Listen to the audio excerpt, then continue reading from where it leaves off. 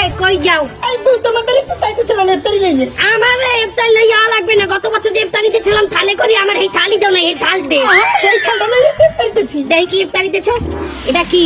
এই যে আলু চপ, ও মা, এটা আলুর চপ না কালুর চপ? এত কালা কার? এটা কি? পেঁয়াজি। পেঁয়াজি এত শক্ত গায়ের মধ্যে পেঁয়াজ দিয়েছ না লোহা দিয়ে বা দিতে টাকাটা দিতে? পেঁয়াজ দিছি, বাবা টাকা পাবো। এ তুই ইফতারি আমার দেওয়া লাগবে, তোর থালি তো খালি। এটা কি? এটা খেজুর দাও না তুমি। ও মা, এটা খাজুর। আমি মনে হচ্ছিলাম এটা ছিমের দিচ্ছি। খাজুরে তো ছোট কোন গেলতে পাই যাচ্ছ?